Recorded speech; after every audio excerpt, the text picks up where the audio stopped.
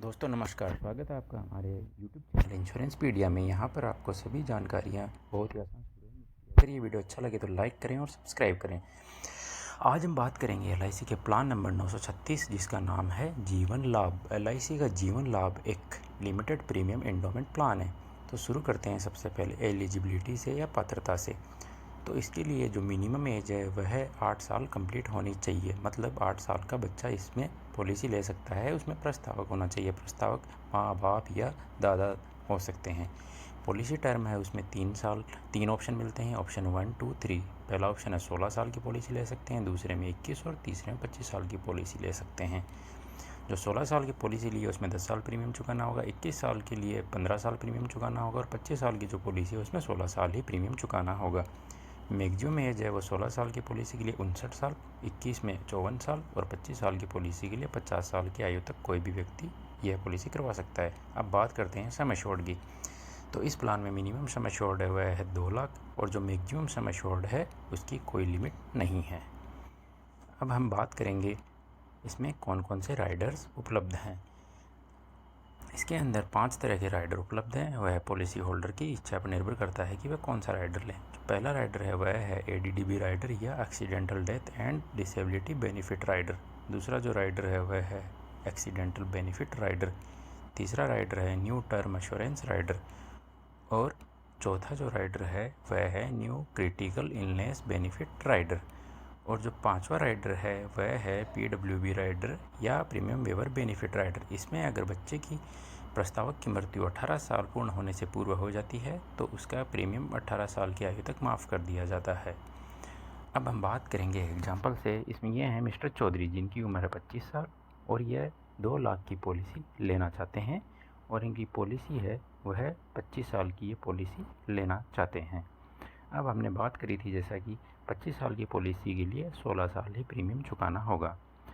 अगर अब हम बात करें प्रीमियम की तो प्रीमियम इसमें मंथली, क्वार्टरली, हाफ ईयरली और ईयरली मोड में चुका सकते हैं। अब बात करते हैं प्रीमियम अमाउंट की। तो मंथली जो मोड है उसमें 816 रुपये चुकाने होंगे, क्वार्टरली मोड में 2450 रुपये, हाफ ईयरली मोड है उसके लिए मिस्टर चौधरी को चुकाने होंगे 4850 रुपये और ईयरली जो मोड है उसके लिए चुकाने होंगे 9605 रुपये। दोस्तों ध्यान रखना जो मंथली मोड है वह नेच मोड में ही उपलब्ध है या SSS सैलरी सेविंग स्कीम में ही उपलब्ध है। अब हम बात करते हैं मैच्योरिटी बेनिफिट या मैच्योरिटी पे कितना पैसा मिलेगा।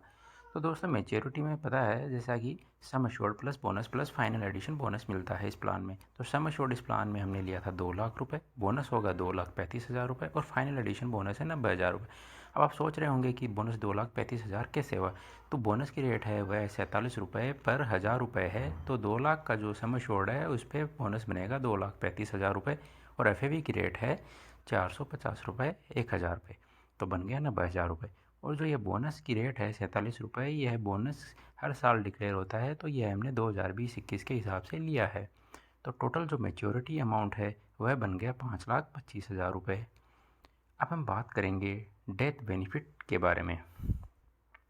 तो डेथ में सम एश्योर्ड मिलता है प्लस उसमें बोनस मिलता है जितनी साल पॉलिसी चल गई उसके हिसाब से, प्लस फाइनल एडिशन बोनस मिलता है।